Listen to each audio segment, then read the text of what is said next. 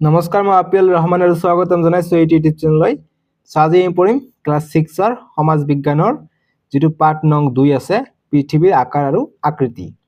আজি আমি এইটো পাঠৰ অনুশীলনীৰ সম্পূৰ্ণখিনি সমাধান কৰিম, লগতে ভিতৰুৱা যিবিলাক ক্ৰিয়াকলাপত প্ৰশ্ন আছে সেইখিনি আৰু পাঠৰ ভিতৰত কিছুমান কোৱেশ্চন আছে সেইবিলাক পৰীক্ষাত আহে, সেইবিলাকো মই তোমালোকক সলিউশন কৰাই দিম। লগতে মই MCQ কেইটা দিম, বিকল্পধৰ্মী যিবিলাক কোৱেশ্চন থাকে, 4টাকে উত্তৰ থাকে, তাৰে ভিতৰত এটাকে শুদ্ধ, সেইবিলাকো মই তোমালোকক বনাই দিম যাতে তোমালোকে পৰীক্ষাত ফুল নম্বৰ পোৱা। সো আমি ভিডিঅ'টো আৰম্ভ কৰোঁ। সো তোমালোকৰ পেজ নম্বৰ যি দিয়া আছে, পেজ নম্বৰ তোমালোকৰ 20 নম্বৰ পেজত দিয়া আছে। তোমালোকে চোৱা, পেজ নম্বৰ 20ৰ ওপৰত তোমালোকে দেখিবলৈ পাবা তোমালোকক ক্ৰিয়াকলাপ দিয়া আছে। তোমাক গোটেই ক্ৰিয়াকলাপ কেইটা সমাধান কৰিব লাগিব। যে ক্ৰিয়াকলাপৰ 1 নম্বৰ প্ৰশ্ন দিছে যে গোলকত বিচাৰি উলোৱা উত্তৰ মেৰু বা সুমেৰু, অৰ্থাৎ উত্তৰ ফালে থাকে। খ নম্বৰ দক্ষিণ মেৰু বা কুমেৰু আৰু বিষুৱৰেখা গোলকত আমাক উলিয়াবলৈ কৈছে। সো আমি 1 নম্বৰটোৰ সমাধান এনেদৰে কৰিম। সো এনেদৰে আমি কোৱেশ্চনটো মই লিখি লৈছো আৰু উত্তৰটো মই এনেদৰে গোলক বনাইছো। ঠিক আছে, এনেদৰে মই গোলক বনাইছো। গোলকটো হৈ যাব এইটো।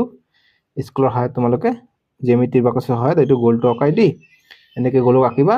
ইয়াত মই দেখাই দিছো তোমালোকৰ যি ক নম্বৰ কৈছে উত্তৰ মেৰু বা সুমেৰু, এইটো উত্তৰ অংশত থাকে, গতিকে ক নম্বৰ উত্তৰ এইটো। ঠিক আছে, তাৰপিছত যি খ কৈছে দক্ষিণ মেৰু বা কুমেৰু, এইটো থাকে তলত।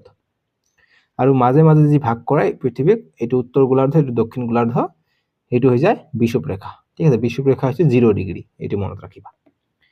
গ'ল, এইটো ক নম্বৰটোৰ উত্তৰ এইটো হৈ যাব। ঠিক আছে, তাৰপিছত খ নম্বৰ প্ৰশ্ন দিছে এতিয়া যে বহীত এটি গোলক আঁকি তলত দিয়া চিহ্নবোৰ চিহ্নিত কৰা।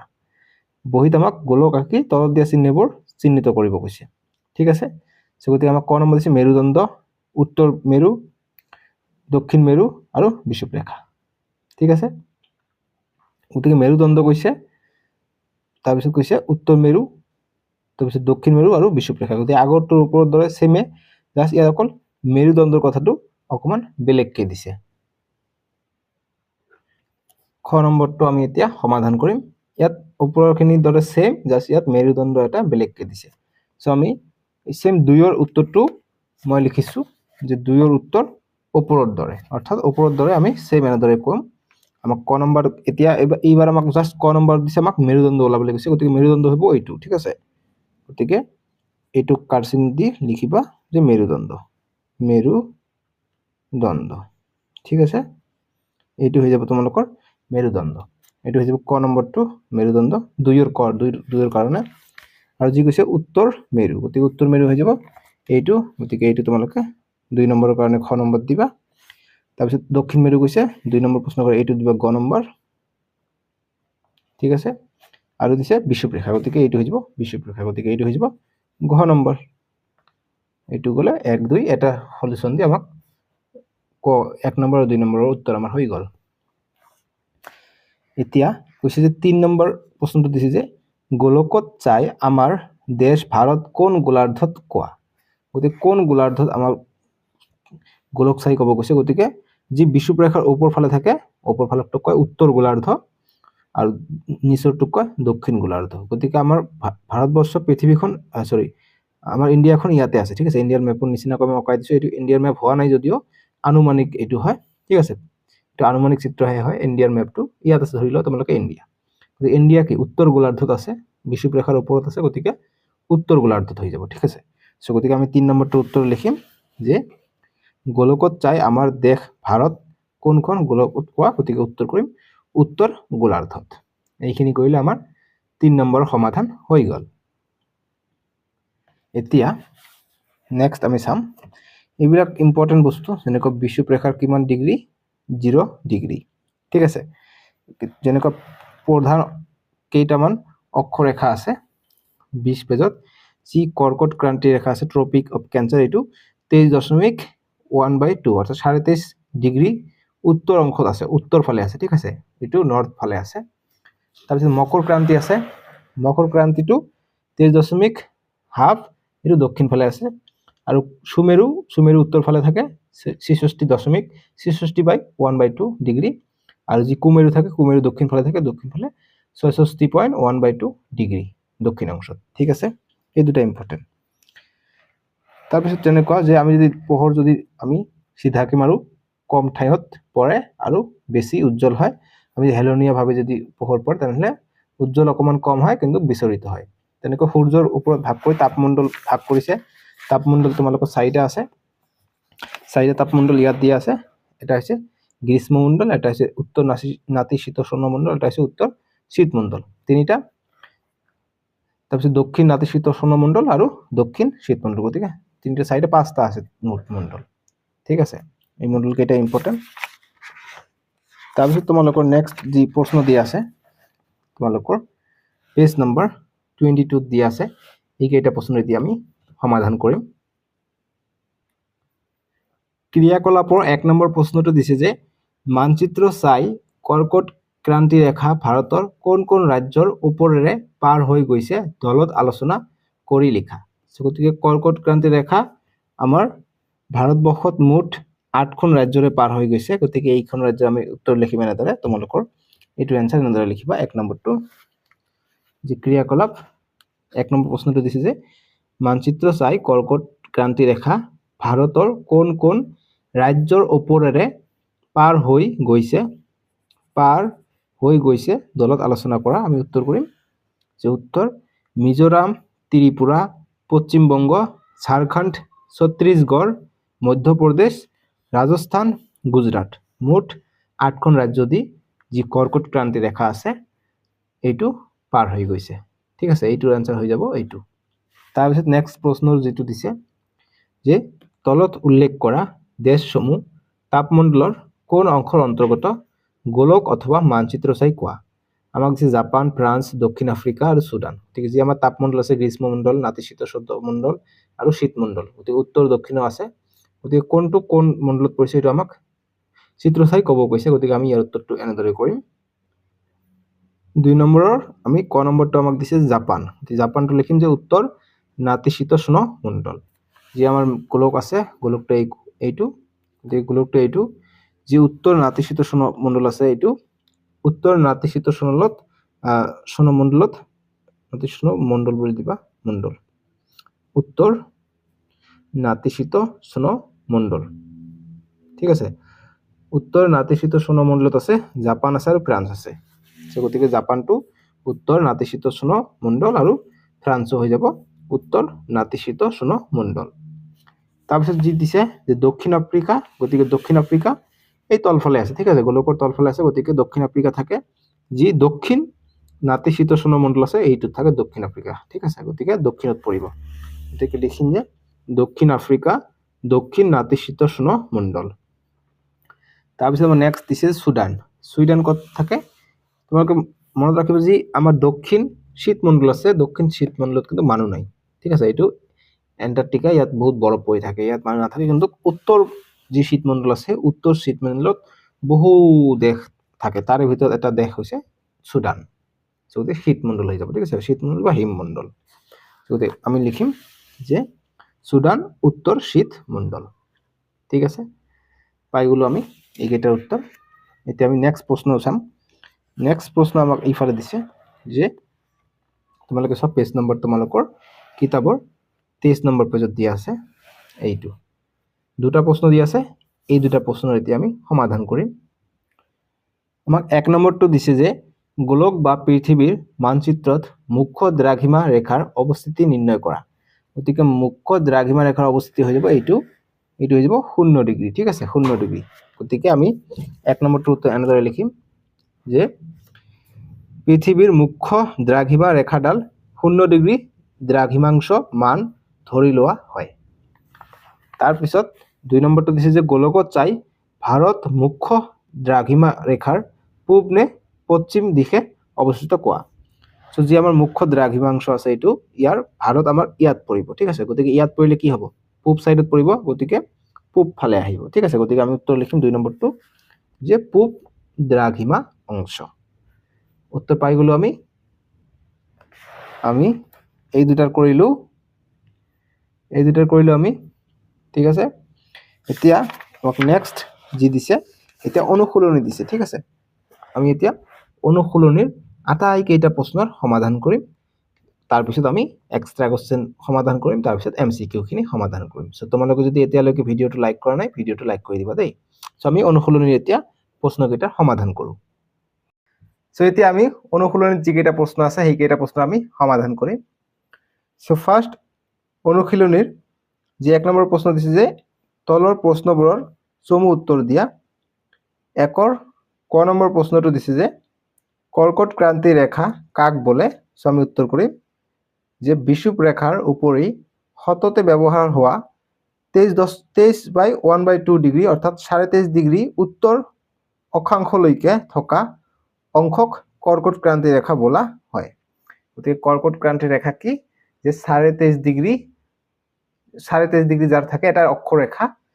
যি বিষুৱ ৰেখাৰ ওপৰত থাকে উত্তৰ ফালে থাকে এইটো হৈছে কি কৰ্কট ৰেখা আমাৰ ভাৰতবৰ্ষৰ মাজেৰেও গৈছে আমাৰ ভাৰতবৰ্ষত মুঠ 8টা ৰাজ্যক ছেদ কৰিছে কৰ্কট ৰেখাই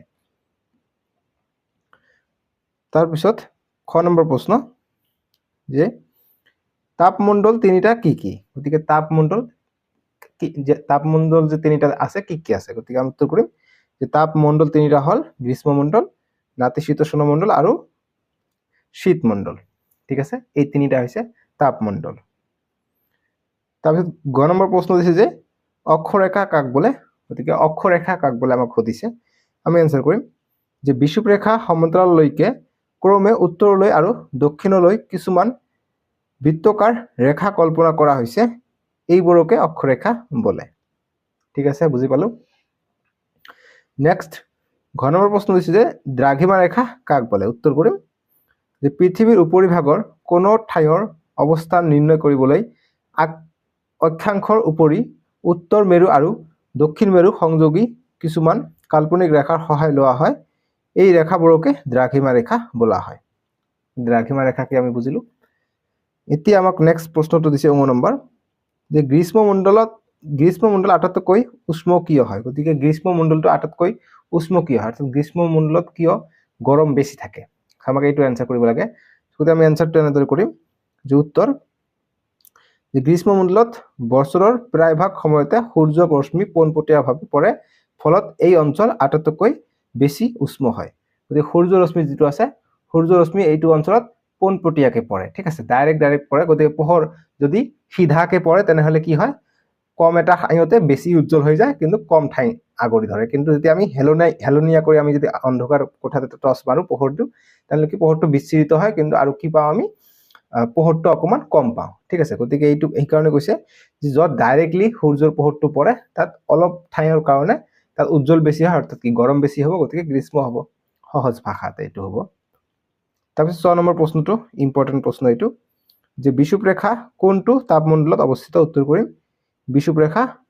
উষ্ণমণ্ডলত অৱস্থিত বিষ্ণু ৰেখা যি আছে বিষ্ণু ৰেখা বা বিষুৱ ৰেখা বুলি কয় সৰি বিষুৱ ৰেখা উষ্ণমণ্ডলত অৱস্থিত গতিকে গ্ৰীষ্মমণ্ডল দুইফালে উত্তৰ আৰু দক্ষিণৰ মাজত যেটো গ্ৰীষ্মমণ্ডল আছে গ্ৰীষ্মমণ্ডলৰ মাজেদি পাৰ হৈ গৈছে বিষুৱ ৰেখা ঠিক আছে বিষুৱ ৰেখাৰ ওপৰত গ্ৰীষ্মমণ্ডল তলত গ্ৰীষ্মমণ্ডল তাৰ পাছত তলত আছে দক্ষিণ আৰু ওপৰত আছে উত্তৰ ঠিক আছে বুজি পালো এতিয়া 6 নম্বৰ প্ৰশ্ন যে মেৰু অঞ্চলত সাগৰৰ পানী কিয় ঘোট মাৰি থাকে গতিকে মেৰু অঞ্চলত যে আছে আমাৰ যে যি পৃথিৱী আছে পৃথিৱীৰ আকৃতি কি গোলাকাৰ গতিকে মেৰু অঞ্চল যে আছে উত্তৰৰ যদি আমি উত্তৰ ফালে চাওঁ উপৰি ভাগত আৰু তল ভাগত কি হিমমণ্ডল বুলি কয় শীতমণ্ডল বুলি কয় ওপৰটো কি কয় উত্তৰ শীতমণ্ডল আৰু তলটো কয় দক্ষিণ শীতমণ্ডল সো হেতু কোশ্চেন কৈছে যে কিয় পানী ঘোট মাৰি থাকে অৰ্থাৎ কিয় বৰফ আকাৰে থাকে সো আমি জানো যে পৃথিৱীৰ যে দক্ষিণ মেৰু আছে দক্ষিণ যি শীতমণ্ডল আছে দক্ষিণ শীতমণ্ডলত মানুহ নাথাকে এন্টাৰ্কটিকা ফুললি বৰফ হয় আৰু যি উত্তৰ আছে উত্তৰ ফালে ৰাছিয়া আছে ফ্ৰান্স আছে জাপান আছে সৰি ফ্ৰান্স জাপান নাতিশীতোষ্ণত আছে ওপৰত আছে সুইডেন আছে ৰাছিয়া আছে এইবিলাক হৈছে কি উত্তৰ যি শীতমণ্ডল আছে বা হিমবা মণ্ডল হেইটোত আছে গতিকে সেইবিলাকত কি হয় মানে ৰদ খুব কমকে পৰে সেই কাৰণে পানী বিলাক ঠাণ্ডা হৈ বৰফ হৈ যায় সেই কাৰণে ঠাণ্ডাটো বেছি হয় ঠিক আছে আমি উত্তৰ কৰিম যে উত্তৰ মেৰু অঞ্চলত সাগৰৰ পানী কিয় ঘোট মাৰি থাকে প্ৰশ্নটো দিছে আমি উত্তৰ কৰিম যে কাৰণ ইয়াত ছমাহকাল সূৰ্যৰ ৰশ্মি অতি হেলনীয়া ভাৱে পৰে আৰু ছমাহকাল সূৰ্যৰ ৰশ্মি প্ৰায় নপৰে বাবে এনে হয় সূৰ্যৰ ৰশ্মি কম পৰাৰ কাৰণে মুঠতে যে এইবিলাক আছে তোমাৰ ধৰি লোৱা যে পানী বৰফ হোৱা, তাৰপিছত তোমালোকৰ এই হেৰি মানে যিবিলাক দেশত বৰফ পৰে মুঠতে সূৰ্যৰশ্মিবিলাক হেলনীয়াভাৱে পৰে সেইকাৰণে। ঠিক আছে, তাৰপিছত 2 নম্বৰ প্ৰশ্নবিলাক দিছে যে কেৱল উত্তৰ দিয়া। ক নম্বৰ প্ৰশ্নটো দিছে যে কৰ্কট ক্ৰান্তি বৃত্তটো পৃথিৱীৰ কোনটো গোলাৰ্ধত কল্পনা কৰা হৈছে? গতিকে কৰ্কট ক্ৰান্তি যিটো কি আছে বৃত্ত আছে এইটো পৃথিৱীৰ কোন গোলাৰ্ধ? গতিকে কৰ্কট ক্ৰান্তি যিটো আছে এইটো কি উত্তৰ গোলাৰ্ধৰ ওপৰ ফালে আছে, সুমেৰুৰ ফালে আছে, আৰু তলফালে আছে কুমেৰু। গতিকে এইটো আছে বিষুৱ ৰেখাৰ ওপৰ ফালে, অৰ্থাৎ উত্তৰ ফালে হ'ব। গতিকে আমি উত্তৰ কৰিম যে উত্তৰ গোলাৰ্ধত।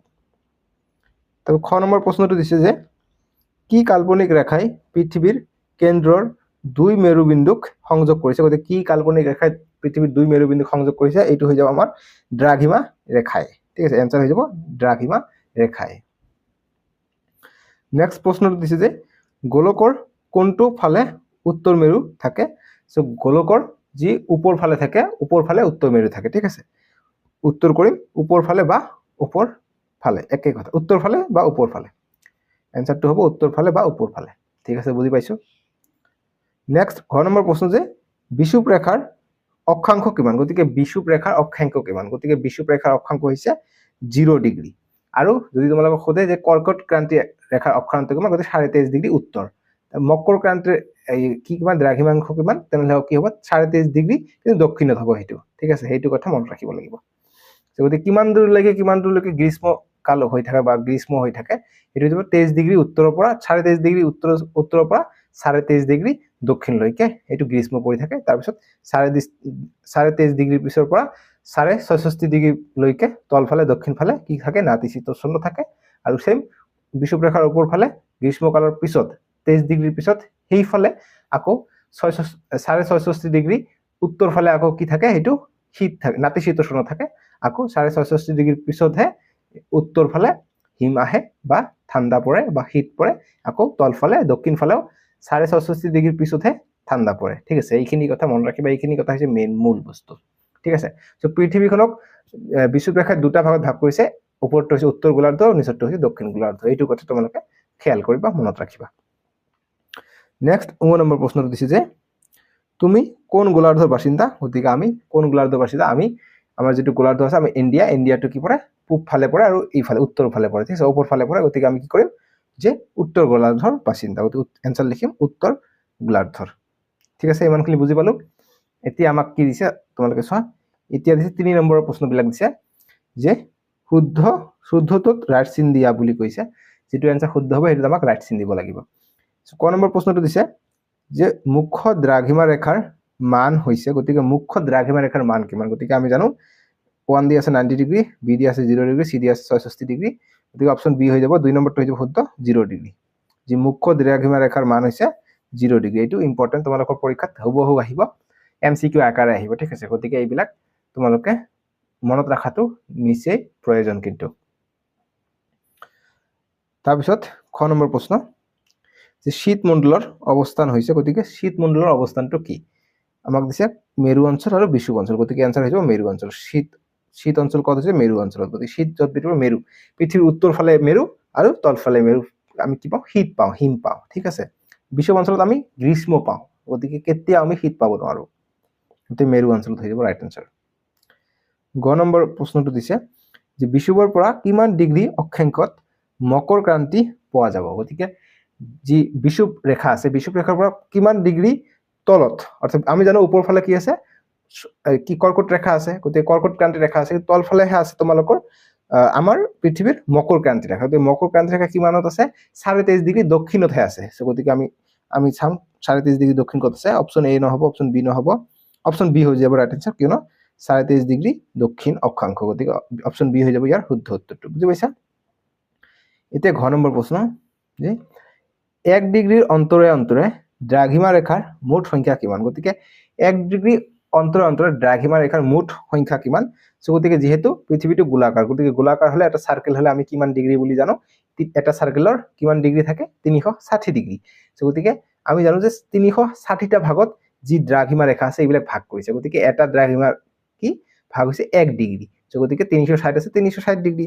গতিকে আমাক এতিয়া কৈছে যে 1 ডিগ্ৰী অন্তৰে অন্তৰে দ্ৰাঘিমা ৰেখাৰ মুঠ সংখ্যা কিমান গতিকে আমি জানো 1 ডিগ্ৰী অন্তৰে অন্তৰে এটাকে দ্ৰাঘিমা ৰেখা আছে গতিকে মুঠ আছে 360 ডিগ্ৰী গতিকে 360 ডিগ্ৰীটা হ'ব গতিকে 360 কত আছে অপচন 2 2 নম্বৰটো হৈ যাব শুদ্ধ 360 ডাল 2 নম্বৰটো হৈ যাব শুদ্ধ তাৰপিছত 4 নম্বৰ প্ৰশ্ন দিছে যে বিষুৱ ৰেখাৰ পৰা উত্তৰ আৰু দক্ষিণ দিশে বিস্তৃত হৈ থকা তাপমণ্ডলটোৰ নাম কি গতিকে বিষুৱ ৰেখাৰ পৰা উত্তৰ আৰু দক্ষিণ লৈকে গতিকে বিষুৱ ৰেখা হৈছে এইটো পৃথিৱী যদি এনেকৈ গোলাকাৰ হয় বিষুৱ ৰেখা হৈছে এইটো এটা কৈছে উত্তৰ অৰ্থাৎ উপৰ ফালে আৰু তল ফালে তাপমণ্ডলটো কৈছে গতিকে উপৰ ফালে কি আছে গ্ৰীষ্মমণ্ডল তল ফালে আছে গ্ৰীষ্মমণ্ডল এইফালে 23.5 ডিগ্ৰীৰ পৰা এইফালে 23.5 ডিগ্ৰী দক্ষিণ লৈকে এই গ্ৰীষ্মমণ্ডল সো গতিকে আমি কি কৰিম গ্ৰীষ্মমণ্ডল বুলি পাম বুলি গতিকে উত্তৰ হ'ব যে বিষুৱ ৰেখাৰ পৰা উত্তৰ আৰু দক্ষিণ দিশে বিস্তৃত হৈ থকা তাপমণ্ডলটোৰ নাম হৈছে গ্ৰীষ্মমণ্ডল বুজি পালো এতে খ নম্বৰ প্ৰশ্ন যে সূৰ্যৰ ৰশ্মি অতি হেলনীয়াভাৱে পৰা অঞ্চলত সাগৰৰ পানী সাধাৰণতে কি অৱস্থাত থাকে গতিকে সূৰ্যৰ পানী যেতিয়া হেলনীয়াভাৱে পৰিব তেতিয়া কি পৰিব তাতে তাপ কম থাকিব গতিকে তাপ যদি কম থাকে কি হ'ব পানীবোৰ বৰফ হ'ব সো গতিকে আনসাৰ হ'ব বৰফ অৱস্থাত থাকে খ নম্বৰটো উত্তৰ হ'ব বৰফ অৱস্থাত থাকে বুজি পালো আমি এতিয়া মেইন কথা এতিয়া তোমালোকৰ কিছুমানৰ পৰীক্ষাত কি আহে এমসিকিউ আহে ভিতৰৰ পৰা কোশ্চেন আহে সো আমি ইতিমধ্যে ক্ৰিয়াকলাপৰ প্ৰশ্নকেইটাৰ সমাধান কৰিলো এতিয়া আমি আৰু পাঠৰ ভিতৰত কেইটামান প্ৰশ্ন সমাধান কৰিম লগতে এমসিকিউ কেইটা সমাধান কৰিম খালি ঠাই সমাধান কৰিম যিকেইটা ইম্পৰ্টেন্ট পৰীক্ষাৰ কাৰণে তাৰপিছত শুদ্ধ অশুদ্ধ আহে গতিকে সেইখিনি তোমালোকক মই দেখাই দি আছো এতিয়া মই লিখি দিছো ইয়াত তোমালোকে চোৱা যে পাঠটিৰ ভিতৰুৱা প্ৰশ্ন উত্তৰ ফাৰ্স্ট যেটো কোশ্চেন আছে যে আকৃতি আৰু আকাৰ বুলিলে কি বুজা গতি আকৃতি আৰু আকাৰটো কি বস্তু হয় দুটা তোমালোকে সেম বুলি ভাবিলেও এইটো কিন্তু অকমান পাৰ্থক্য আছে গতি পাৰ্থক্যটো আমি চাই লও যে আকৃতি প্ৰথম আকৃতি কি চাই লও যে আকৃতি কোনো এটা বস্তুৰ ৰূপটোৱে হল আকৃতি গতি কোনো এটা বস্তুৰ ৰূপটোৱে হৈছে আকৃতি গতি মোৰ যেটো মোৰ ৰূপ আছে সেইটো ৰূপটো কি হৈছে এইটো মোৰ এইটো আকৃতি যেনে দেখিবলৈ ঘূৰণীয়া গোলাকাৰ চেপেটা তিনিকোণীয়া চাৰিকোণীয়া ইত্যাদি তিনিকোণীয়া চাৰিকোণীয়া পাঁচকোণীয়া এইবিলাক হৈছে কি আকৃতি দেখিবলৈ হে জাস্ট এতিয়া আকাৰটো কেনেকৈ তোমালোকে চোৱা যে আকাৰ হল কোনো এটা বস্তুৱে আগুৰি থকা ঠাইৰ পৰিমাণ আকাৰটো কেনেকৈ কোনো এটা বস্তু আগুৰি থকা ঠাইৰ পৰিমাণ যেনেকৈ মোৰ এই আঙুলিটো ইমান দূৰ ঠাই আগুৰি আছে গতিকে এইটো হৈছে আকাৰ মই যদি আঙুলিটো গুছাই দিও যিমান দূৰ ঠাই আগুৰি আছিল সেইটো হৈছে মোৰ আকাৰটো ঠিক আছে সো গতিকে আমি যদি এটা বস্তুৰ আকাৰ লওঁ আমি যদি এটা ঘৰ লওঁ ঘৰৰ আকাৰ আৰু আকৃতি কিন্তু বেলেগ হ'ব ঘৰৰ আকৃতি কেনেকৈ যে এনেকুৱা ঠিক আছে কিন্তু আকাৰটো কেনেকৈ জাস্ট খালি মাটিৰ হেৰিটো দিলে হৈ গল মাটি যিমানখিনি খাঁচা আছে তাত ৰাখি দি উঠালে ঘৰ হৈ গল ঠিক আছে বিল্ডিংৰ নিচিনা গতিকে আকাৰ আকৃতি বেলেগ ধৰণৰ আকাৰটো জাস্ট ৰূপটোৱে হ'ল আকৃতি কিন্তু আকাৰটো অকমান বেলেগ কেনেকৈ ধৰণৰ যে যিমান এৰিয়া কভাৰ কৰি ৰাখিব আগুৰি ৰাখিব সেইটো হৈ যাব আকৃতি সৰি আকাৰ যেনে দি দিছো মই যে কম ঠাই আগুৰিলে সৰু আকাৰ বৃহৎ ঠাই আগুৰিলে বৃহৎ আকাৰ বুলি কোৱা হয় ঠিক আছে বৃহৎ বানাম ইয়াত ভুল হৈ আছে তোমালোকে এইটো ভুল হৈ আছে এই বৃহৎটো ইয়াত লৈ যাব ঠিক আছে এই বৃহৎ বানাম ঠিকে আছে এইটো বৃহৎ যেটো আছে এইটো বৃহৎ বানাম ইয়াত হ'ব গতিকে এইটো তোমালোকে কাটি দি এইটো বৃহৎ লিখিবা ঠিক আছে এইটো বৃহৎ শুদ্ধ আছে এইটো ভুল হৈ আছে এই বৃহৎটো লিখিবা মই বাৰবাৰ কৈ আছো বুজি পাইছা আৰু আকাৰটো আৰু এবাৰ মই পঢ়ি দি আছো যে আকাৰ হল কোনো এটা বস্তুৱে আগুৰি থকা ঠাইৰ পৰিমাণ যেনে কম ঠাই আগুৰিলে সৰু আকাৰ বৃহৎ ঠাই আগুৰিলে বৃহৎ আকাৰ ইত্যাদি ঠিক আছে বৃহৎ বানামটো তোমালোকে চাই লোৱা যেটো ইয়াত তোমালোকে বৃহৎ বানামটো দিবা এতিয়া খ নম্বৰ প্ৰশ্ন যে পৃথিৱীৰ মেৰুদণ্ড কাক বলে পৃথিৱীৰ মেৰুদণ্ড কাক বলে ইম্পৰ্টেন্ট এটা প্ৰশ্ন পৰীক্ষাত কিন্তু আহা দেখা যায় সো আমি উত্তৰ কৰিম যে পৃথিৱীৰ কেন্দ্ৰৰে পাৰ হৈ যোৱা পৃথিৱীৰ দুই মেৰু সংযোগ কৰা কাল্পনিক ৰেখাডালক পৃথিৱীৰ মেৰুদণ্ড বলে গতিকে পৃথিৱীৰ মেৰুদণ্ড কেনেকৈ আমাৰ মানুহৰ মেৰুদণ্ড কি পাছফালে আছে পাছফালে যি আমাৰ মূৰৰ পৰা তললৈকে গৈছে এটা হেতু কি মেৰুদণ্ড তেনেকুৱা পৃথিৱীৰ মেৰুদণ্ড আছে যি পৃথিৱীক দুভাগত ভাগ কৰিছে ঠিক আছে হেতু হৈছে পৃথিৱীৰ মেৰুদণ্ড সো গতিকে আমি এনসাৰটো কৰিলো গ নম্বৰ প্ৰশ্ন যে আন্ধাৰ কোঠা এটিৰ বেৰত পোনে পোনে টৰ্চ মাৰি পঠুৱা কি দেখিলা গতিকে আন্ধাৰ কোঠাটো যদি আমি পোনে পোনে টৰ্চ মাৰি দিও মানে সিধা সিধিকে মই যদি টৰ্চ মাৰি দিও সিধা সিধিকে 90 ডিগ্ৰী ঠিক আছে তেনেহলে কি হ'ব উত্তৰটো আমি কম যে টৰ্চৰ পোহৰ বেৰৰ এটা নিৰ্দিষ্ট অংশত বৃত্তৰ আকৃতিত থুপ খাই পৰিছে আৰু ঠাইখিনি অধিক উজ্জ্বল হৈ পৰিছে অৰ্থাৎ আমি যদি পোনে দি দিও পোনে পোনে 90 ডিগ্ৰী তেনেহলে নিৰ্দিষ্ট এটা বৃত্তাকাৰ পথত পোহৰটো দেখা যাব আৰু কি হ'ব পোহৰটো বহুত উজ্জ্বল হৈ পৰিব ঠিক আছে এইটো হৈছে এই কাৰণে গ্ৰীষ্ম যিবিলাক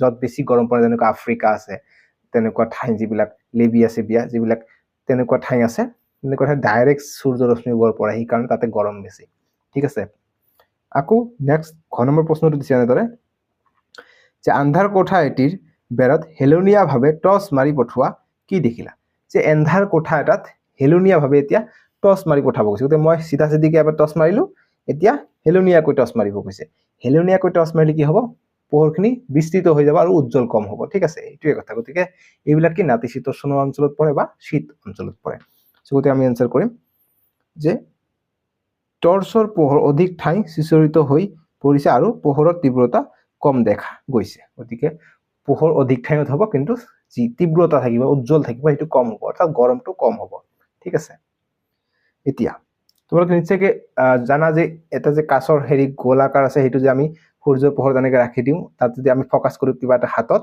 হাত কিন্তু জ্বলি যায় বহুত গৰম হৈ যায় এই কাৰণে কি আটাইকেইটা ৰশ্মি আমি এটা জায়গাত ফকাছ কৰিছো এই কাৰণে সিধাকে পৰিলে গৰম বেছি হয় কিন্তু অকমান হেলনীয়াকে পৰিলে গৰমটো কম হয় বুজি পাইছা কনসেপ্টটো এইটোৱে এতিয়া 9 নম্বৰ প্ৰশ্ন দিছে যে শুদ্ধ নে অশুদ্ধ কোৱা শুদ্ধ নে অশুদ্ধ মোক ক'বলৈ কৈছে 1 নম্বৰ প্ৰশ্ন দিছে যে মেৰুদণ্ডডালৰ ওপৰৰ পিনে থকা শীৰ্ষ বিন্দুটোক উত্তৰ মেৰু বা সুমেৰু বোলে গতিকে এইটো শুদ্ধ যি মেৰুদণ্ডৰ যি মেৰুৰ পিনে যি শীৰ্ষ বিন্দুটোক উত্তৰ মেৰু আৰু সুমেৰু বোলে উত্তৰ মেৰু ওপৰ ফালে যেটা থাকে শীৰ্ষ বিন্দু সুমেৰু বা উত্তৰ মেৰু বোলে ঠিক আছে তাৰপিছত 2 নম্বৰ প্ৰশ্নটো দিছে যে মেৰুদণ্ডডালৰ তলৰ পিনে থকা শীৰ্ষ বিন্দুটোক দক্ষিণ মেৰু বা কুমেৰু বোলে গতিকে এইটো শুদ্ধ যি গোলক আছে পৃথিৱীৰ তলফালে যেটো আছে তলফালেটো কুমেৰু বা দক্ষিণ মেৰু বোলে এইটো শুদ্ধ এটা নেক্সট 3 নম্বৰ প্ৰশ্নটো দিছে যে পৃথিৱীৰ উপৰিভাগত সমাজেৰে দুও মেৰুৰ পৰা